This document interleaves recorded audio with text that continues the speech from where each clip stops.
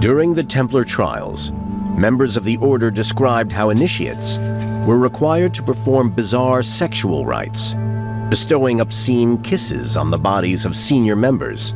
They confessed to spitting and trampling on the cross and denying the divinity of Jesus. The accusations that have been leveled at the Templars are extremely lurid, and have always attracted, for that reason, a great deal of attention. But they are there in black and white in the trial depositions, so we have to address them and assess them. But most shocking of all was the testimony that the Templars worshipped a sinister bearded head. In the trials, the head was described in various different ways. Sometimes they said it had 2 heads. Sometimes brothers described it as having 4 feet. Some said it was made of silver. Some said it was made of gold. It was rumored to be the preserved head of the first Templar Grand Master, Hugh de Payens. It was also described as a 2-faced skull or the head of an animal. Some mentioned a weird idol known as Baphomet. It's possible the word Baphomet was a corrupted pronunciation of Mohammed. If so, some have suggested this is evidence that the Templars were secret converts to Islam. In the 12th century, the Muslim culture, the Muslim civilization was very ahead of the Western European civilization. When the Knights Templar went to the Holy Land, they were confronted with a culture that was very superior to their own. So some influences began to settle in the general ideology of the Templars. Faith, honor, the will of God, an unerring standard of truth and justice. This is the Holy Writings, the first great light to which a Masonic initiate's eyes are opened. It is the Bible, it is the Quran, it's the Tanakh, it is the Torah, the Vedas, the Analects of Confucius. It rests upon the altar as more than a symbol. It is a promise between an initiate and his God. It is an understanding between a Mason and his brothers. It is a sign of the journey to come, deeply personal, profoundly meaningful, and bigger than any one of us. By understanding the Holy Writings, we understand how the fraternity grew into a global brotherhood, one that bridged centuries of religious turmoil and brought men of faith together in one common belief: truth. The best definition of Freemasonry that works for me is that it is a system of morality veiled in allegory or stories and illustrated by the symbols of Freemasonry. For Freemasons, the 3 primary symbols rest in the center of our lodges, and that is, of course, the Holy Bible, the square, and the compass. When I walk into my lodge and see the Holy Bible present and open on the altar, how significant is that for me? That right there are my sacred writings, the very narrative of salvation history. And in that, we find the resonance of the human heart coming through sacred writings. This is essentially important, that it speaks to us, that it is the ground of our very faith life, that all of the symbols from which we take the significance of our Masonic landmarks, that they have a resonance right there within sacred scripture. That our own rituals allude to and use imaginative interpolations and allegories in our sacred scripture. That's deeply significant when the Holy Bible is present on a Masonic altar. Masonry is not a religion, but it is very religious. The word religion came from the Latin word relege, means binding. The candidate binds himself within his own faith. He reverently looked up to his own deity, and he respects the moral codes from within that book of Holy Writings. Freemasonry grew into a global fraternity precisely because of its tolerant character. One watershed moment occurred in the 18th century amid the changing intellectual landscape of the Enlightenment. Freemasonry was shifting from an operative guild to a speculative fraternity and adapting its traditions to fit a broader worldview. In 1723, the world's first Grand Lodge put a transformative concept in writing. It was on the subject of religious requirements, and it would change the fraternity forever. When the Grand Lodge was created in 1717, 6 years after that, in 1723, James Anderson, a Scottish Presbyterian minister, had been asked to write the constitutions of the Freemasons. And so in this intervening 6-year period, he gathers all the information he can, pulls them together, and he prefaces the constitutions with the various charges. And one of them is the charge concerning God and religion. And in that charge he explains that in previous times it was thought proper that all Masons should belong to the religion of their country. But now it is thought more expedient that they hold that religion in which all good men agree.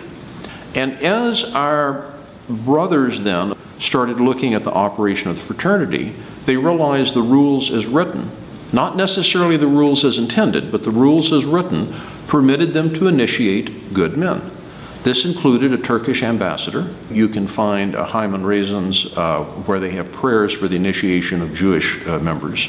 And so as they are initiating, as they're realizing that men of goodwill, that good citizens, that their friends are also believe God is important, also believe that God, commends them to do good in the community, they're thinking, well, they can be Masons too.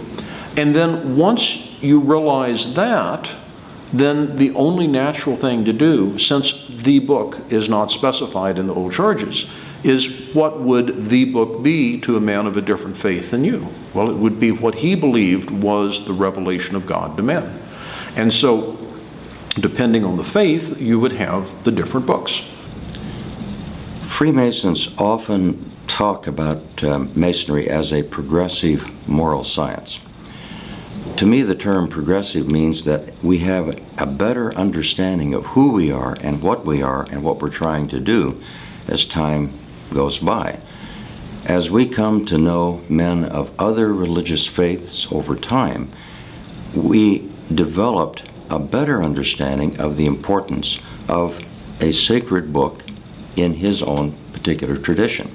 And so it became obvious to us at a certain point in time that allowing a man to take his obligation on the book that was sacred to him would be an appropriate extension of our understanding of a progress of Freemasonry. Each Grand Lodge develops unique practices surrounding the holy writings, which tend to reflect the distinct cultural makeup of its lodges. These practices evolve over time, shaped by a changing brotherhood. In California, we broadened our law a number of years ago to place in advance the book of a man's particular religious faith that he would choose on the altar, so that at that moment of binding himself to the promises of Freemasonry, he would have in view that book which was important to his religious tradition. In the Grand Lodge of Iran, we put 4 books on the altar: the Quran, the holy book of Islam, the Torah, the holy book of Judaism, and the Bible, the holy book of Christianity, and also the Avesta, the holy book of Zoroastrians, which is a very old Iranian religion. Masonic lodges accept alternate holy books, mainly for the candidate. We have the same situation in the Iranian lodges. Our altar is placed in the east, rather the center of the lodge, right in front of the worshipful master. And the holy books are basically the guidance of the worshipful master in his teachings and his behavior throughout the ceremonies. So usually the book of the preference of the worshipful master should be put on top.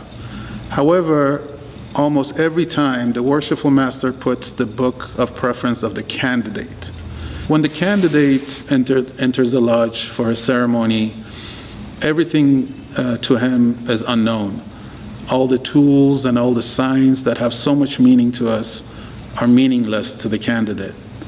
However, the only thing we have in common with him is the belief in God, and the holy book that's in front of the candidate makes us closer together and makes the bond stronger and makes the whole experience more sacred and spiritual. When I opened my eyes and I saw my hand on the Holy Quran, I felt the whole experience was more real. I felt my obligation was not only to the brothers present at that lodge, I felt my obligation was with God. And I felt the whole experience was more serious at that moment when I saw the holy book in front of me. The moment that I was given the initiation at the altar, when I was told to kiss the Holy Bible, I felt as if all of my senses all came into one focus point, so engaged, so intense, that I wasn't even aware of my body. To me, that experience is a lifelong recollection, and I can always go back and say that I have seen the light, and that light was different than the light that I came in to the lodge with. From the early lodges of England to the present-day lodges of California, a book of holy writings has rested upon the altar as a reminder, a promise, and an inspiration. Seeing it, a Mason is instantly connected to both his faith and his fraternity. Placing his hand upon it, he binds a promise to his brothers with a promise to his God. He honors his innermost beliefs and the beliefs of those around him. And so, no matter what form the Holy Writings takes, no matter which sacred volume it embodies, it is a common denominator among Freemasons. It is a physical reminder that Masons of all cultures and beliefs can share in one dream, one quest, one truth: to be good and faithful men.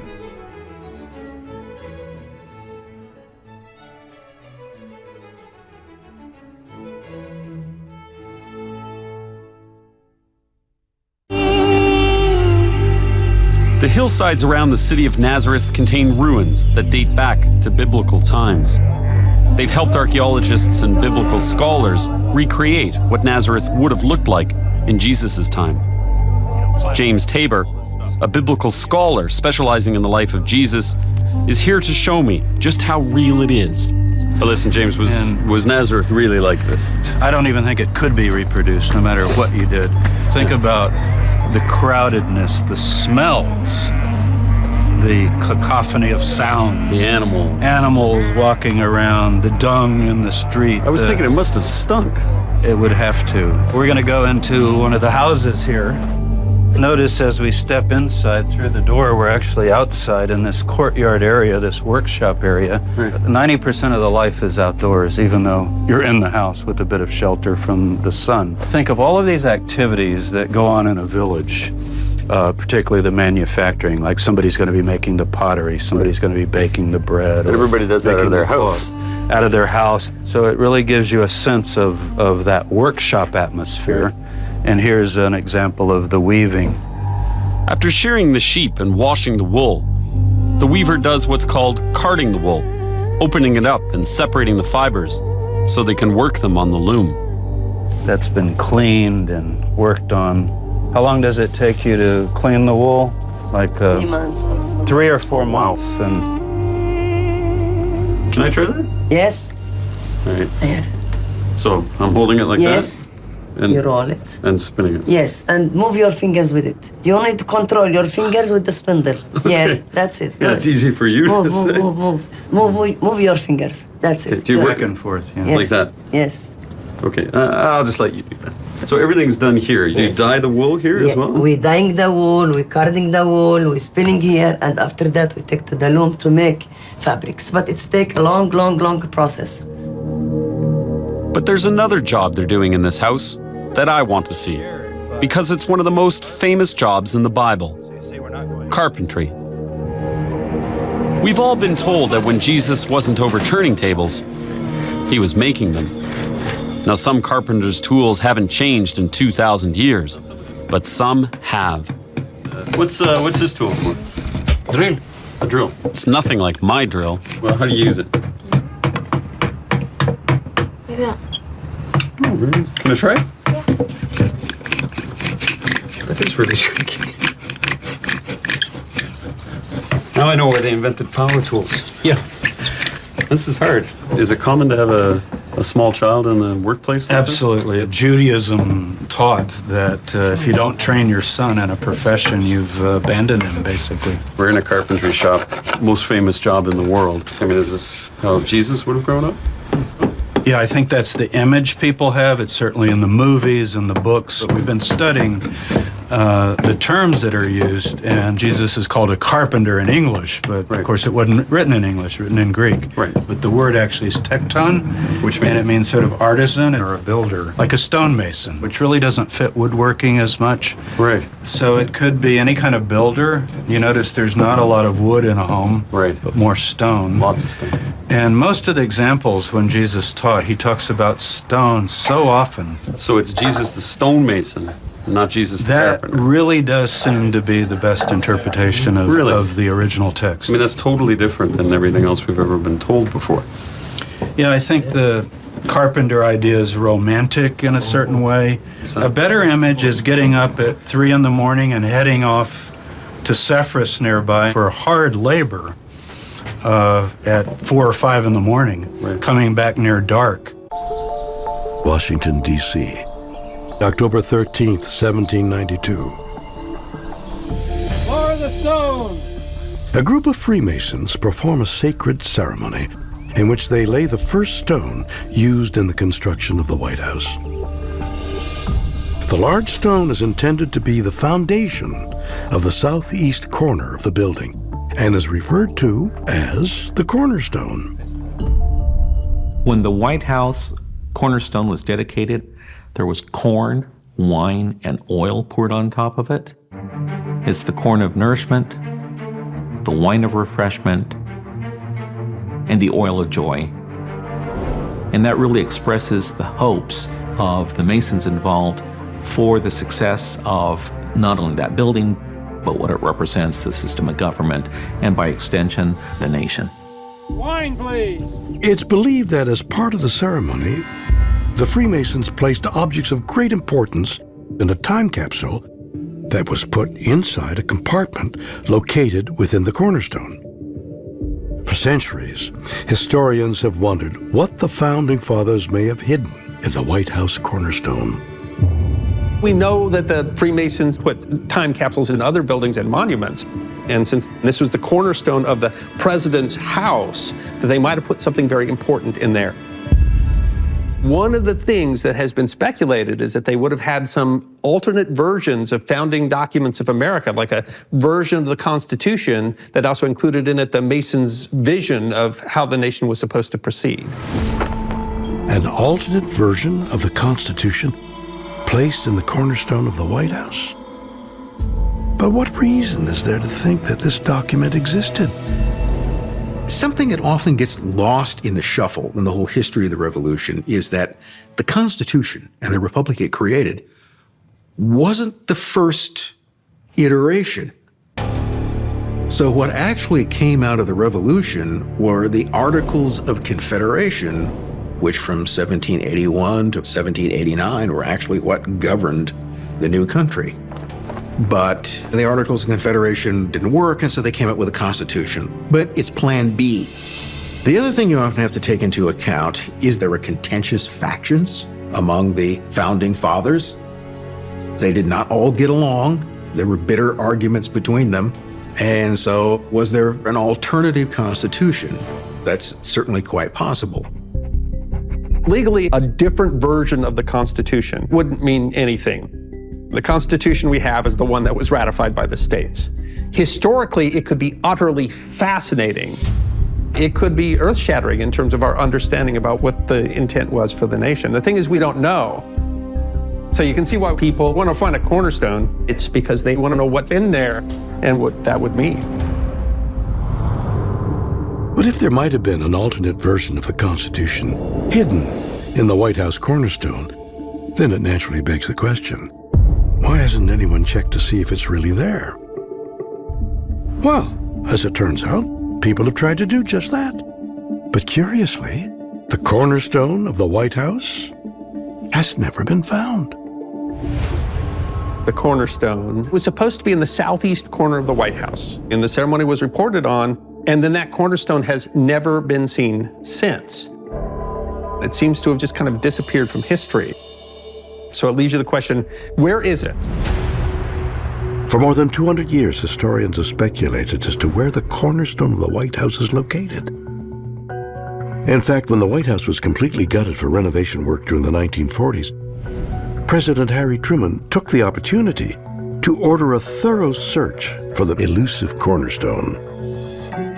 When Truman had the White House rebuilt or refurbished in the 1950s, they found a lot of stones with Masonic emblems on them. And being an active Freemason, in fact, he was the Grand Master Masons in Missouri. He had one of these stones sent to each of the Grand Lodges. We have one at the House of the Temple in Washington, D.C. It's a stone that has a Masonic mark on it. But for the cornerstone, who knows? Truman very much searched for that cornerstone, and they've never found it. If the cornerstone is still there, it has never been discovered. But maybe it's hidden somewhere and could still be found. When a Mason achieves the highest rank, the tea is spilled about what the group secretly purports to believe. That god is actually a being they call Yahweh, who is an amalgam of the Hebrew god, a Canaanite god, and an Egyptian one.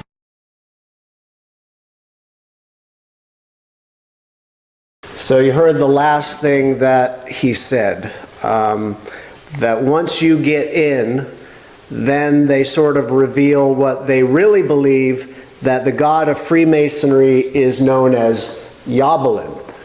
Now, listen, again, I'm sure there are probably Freemason lodges that do not teach this or hold to this, but apparently this is I've heard this before, this is a common thing within Freemasonry. It's an amalgamation of at least 3 different gods.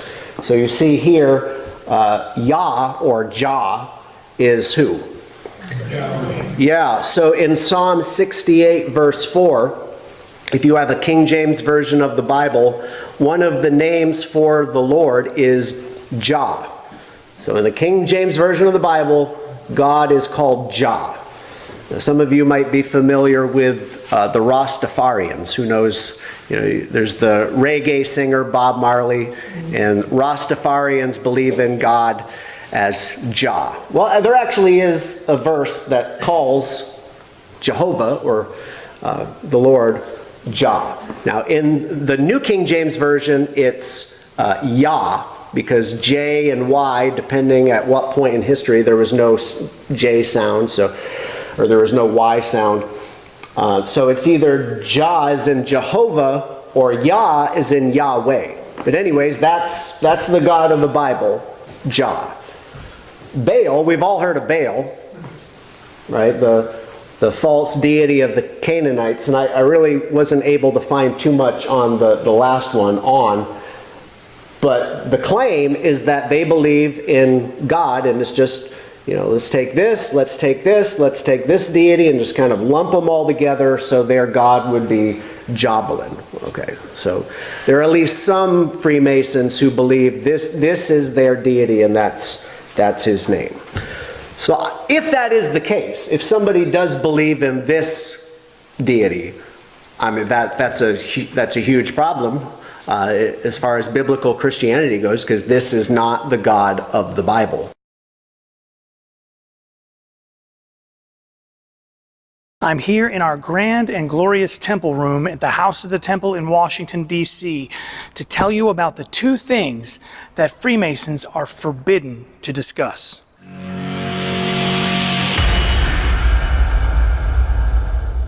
Welcome to the Scottish Rite of Freemasonry channel. I'm Maynard Edwards, 32nd degree KCCH, Scottish Rite Freemason, your host here on the channel. Do us a favor, subscribe to the channel right now. Just hit that subscribe button. Also share the video with a friend so you can pass a little wisdom along. Drop a comment below, especially if you're a Freemason, D-Malay, Job's Daughters, Rainbow, Eastern Star, Grotto, Shrine. Drop it below. And of course, we do want you to like the video and give us a thumbs up.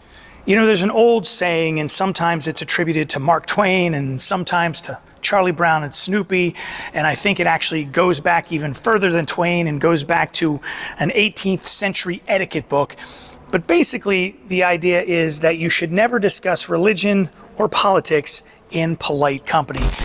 To say it another way, if you don't feel like shopping for Christmas presents, then go ahead and bring up religion and politics at Thanksgiving.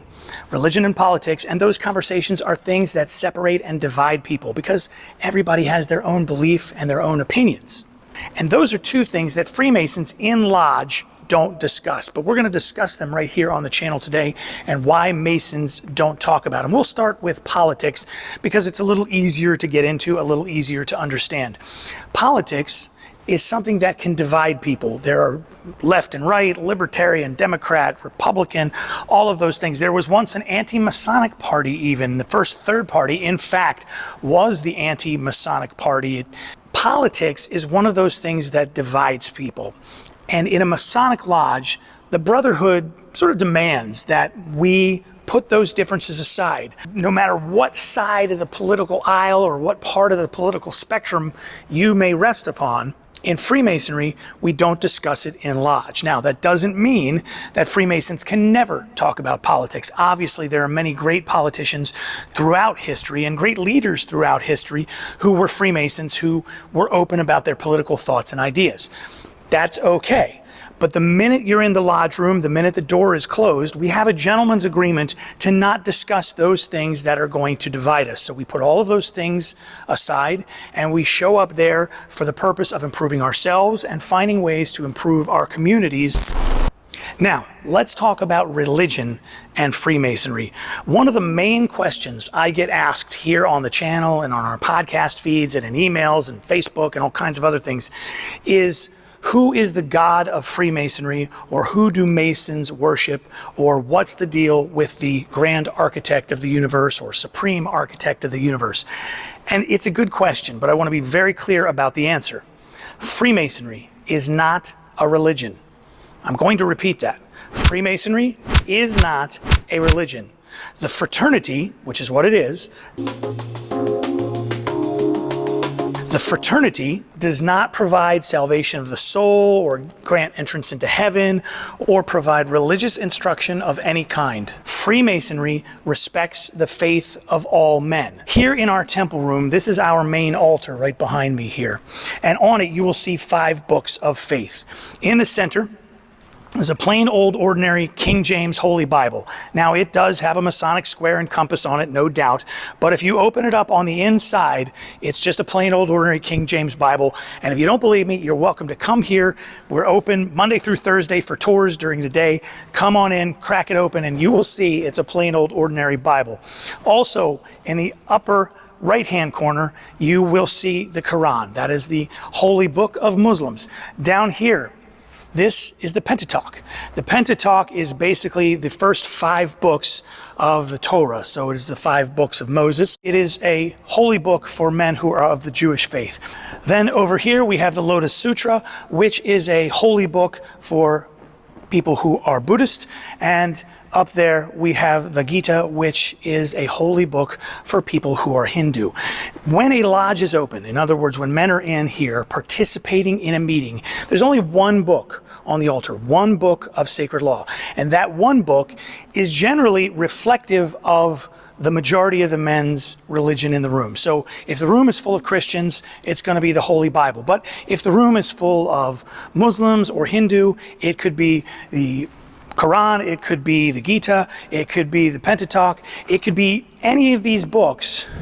Now, like politics, religion is something that can really divide people, and so we do not have discussions about religion in Lodge. That is off the table as well. That doesn't mean that we don't pray in Lodge. We pray at the beginning and end of every single Masonic meeting, because to be a man of faith, you should invoke the blessing of God in all great things. And so when we sit down for our meetings, when we sit down for our meals, we always say our prayers in a Masonic setting. However, when we say our prayers, we use the term Grand Architect of the Universe or Supreme Architect of the Universe. And I saw a pastor on a YouTube video recently talking about Freemasonry and saying he was opposed to Masonry because of the use of that term, and he said that Masonry was the religion of deism. In other words,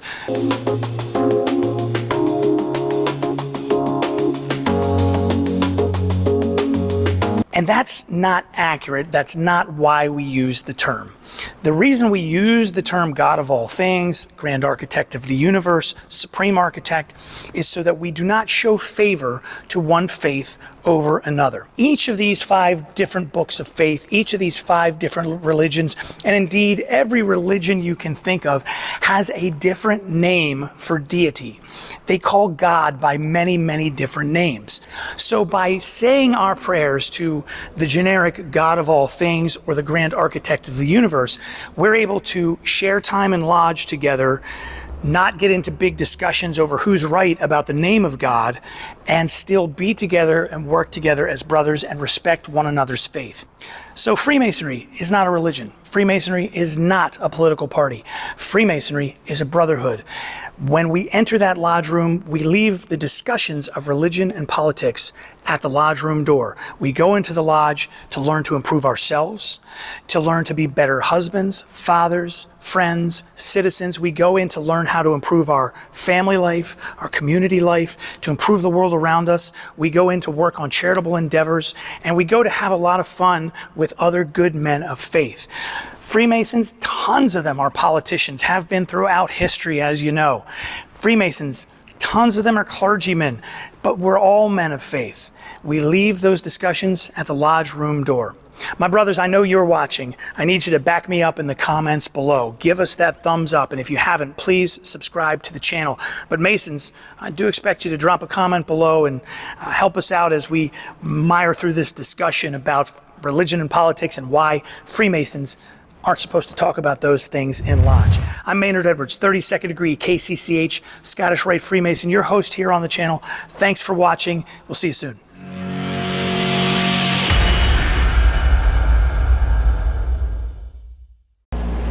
Thanks for watching. If you would like to learn more about Freemasonry, click the link above to visit beafreemason.org. It will answer all your questions about Freemasonry and help connect you with a lodge in your area. We would love it if you would subscribe to the channel and give us a thumbs up, of course. And if you're a Mason, not only do we want you to comment below, but we want you to help us support the Lost Media Archive. For only $2 a month, you can help us preserve Masonic history in the form of 20th century media. I'm talking about tapes, records, films, DVDs, VHS, you name it. We've got it in the archive, and the ravages of time are not being kind. So, for $2 a month, you can help us preserve all of that, and we're going to give you access to it as we digitize it. Click the link above to learn more.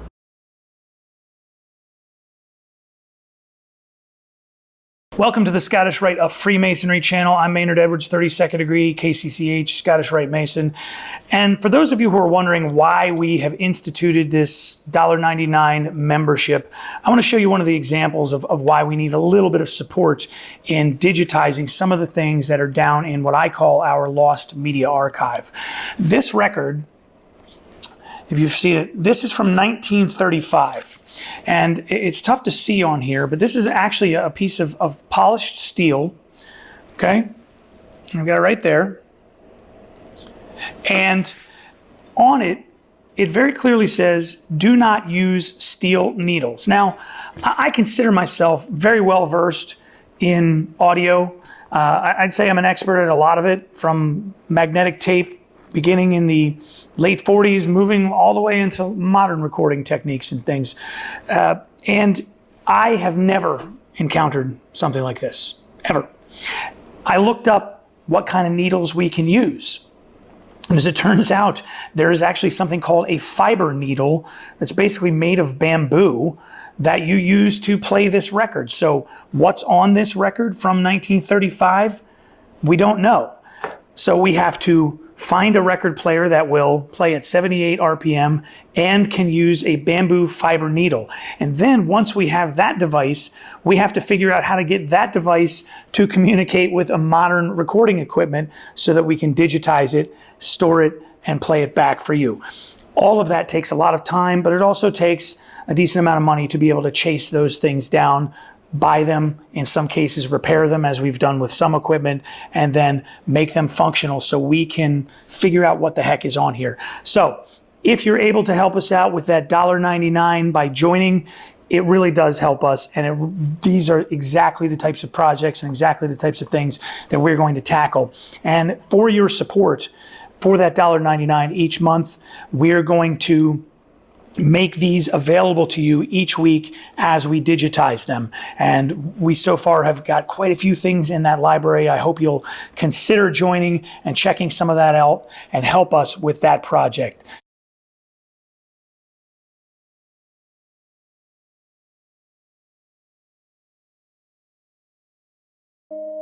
Many of us are familiar with the Knights Templar, or simply the Templars, a Catholic military order formed in the mid-12th century, who rose to surprising heights of power in such a short space of time. The knights themselves were often thought to be some of the most skilled warriors in the Crusades, and donning foreboding armour, those that were not without their distinct white mantles bearing the Red Cross, they were certainly a force to be reckoned with, and not one you'd want to be on the bad side of. But most of the Templars weren't actually fighters, but were instead more like financiers, and those more interested in the economic infrastructure throughout not just their own Christian kingdom, but the rest of the world too. In fact, it can be argued that given the global reach of the Templars during their century-long operation, they were the first multinational corporation. But when the Holy Land was lost, and support for the order waned, rumours about the Templars began to circulate. Those very rumours which came to cast a most ominous and spine-chilling shadow around this most suspicious group. In fact, these rumours became so palpable that King Philip IV of France, who happened to also be in debt to the order, took advantage of the Templars' decline, and seeking to erase his debts, had many of the Templars arrested, tortured, and executed. After harassing Pope Clement V for long enough, the Pope disbanded the Templar Order. But those rumours that had permeated the air would live long throughout the ages, and spur on speculation that the Templars were far more sinister than one might have realised, perhaps even owing to the supernatural. Amongst those rumours was the idea that the Knights Templar worshipped not the Christian god to whom their operation seemed to revolve around, but instead a more fiendish and hellish deity known as Baphomet. If you're enjoying hearing about the demons in my recent videos, you might like to explore the origins and the theme of evil within various religions, and a really insightful course that supports this is Why Evil Exists by Charles Matthews. Why Evil Exists dives into the concept of evil throughout human history, and examines both the historical and religious nature of evil in each video. There's such a huge selection to choose from, Wondrium, and so I'm sure you won't have any difficulty finding something that tickles your fancy. You can access Wondrium via your PC, tablet, or even your phone, and you can learn university-grade content at your own pace. Right now, Wondrium are offering a free trial, so if you love learning as much as I do, be sure to head over to wondrium.com/theLegendsOfHistory to gain access to a lecture library of over 10,000 videos, or hit the link in the description below. And now back to Baphomet. Amongst the crimes that the Templars were accused of, some were more outrageous than others. Accusations of the usual heresy, homosexual activity, and spitting and/or urinating on the cross were all quite typical.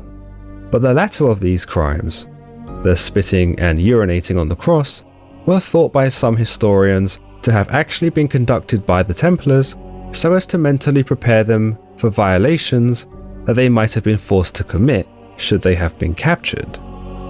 But interestingly, there exist accounts that the spitting on the cross was also a ritual commanded by the cult of Baphomet, and that this was seen as an initiation process within the Knights Templar. With this idea, the Templars, or at least a sect of them, were not actually Christians, and were using the image of Christ as a guise for much more sinister antics. In his book, The Knights Templar and Their Myth, Peter Partner states that one of the main accusations made against the Templars was their worship of the deity Baphomet, but that the descriptions of Baphomet varied from confession to confession, leading many to believe that the Templars who were accused of this were tortured for their admissions until they just made something up. Some were resolute in their denial of Baphomet and explained that they knew nothing of this deity, but others would confess that they had worshipped the deity and described him as being anything between a severed head to a being with 3 faces. Others spoke of it taking a zoomorphic form and possessing limbs and features incongruent with the standardized image of God. Yet despite these accusations, there did not seem to be any concrete evidence from this time period that suggests the Templars were in league with Baphomet, further suggesting that those who confessed did so out of desperation to end their suffering. Another idea proposes that the Templar Knights who were posted in the Crusader states had come to adopt Islamic doctrine into their own beliefs, and either discovered a dual faith or had outright converted. This would of course have been viewed as the utmost heresy in a time where medieval Christians believed that Muslims were idolaters and that the Prophet Muhammad was a false prophet. In fact, Muhammad would have been referred to as Mahomet in Old French, and by some, it was believed that the name Mahomet was at some point transformed into Baphomet. Mahomet would also become Mamet in Old English, and as one might imagine, it would become the definition of a false god. It might also be the case that Baphomet had a more Byzantine Greek influence, and that the name Baphomet originated from the Greek name for Muhammad, Mohammed. This is further substantiated by the fact that the Templars were exposed to Greek culture in the First Crusade, and would have come to learn of Mohammed and the sinister reputation he had amongst the contemporary Greeks. Biblical scholar Hugh J. Schoenfield argues in his book, The Essene Odyssey, that the word Baphomet came about with the Atbash substitution cipher in mind, a complex system which replaces the first letter of the alphabet for the last, and the second for the second last, and so on.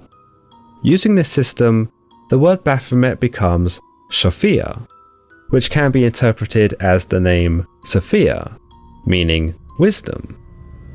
With this, not only does Baphomet become a more androgynous figure as the name Sophia is adopted, but also comes to stand for sagacity and intelligence, elements that perhaps the Templars were keen to absorb. Another idea regarding the Templars' association with Baphomet comes from a belief that the Templars were actually Gnostics, and thus subscribed to polytheism.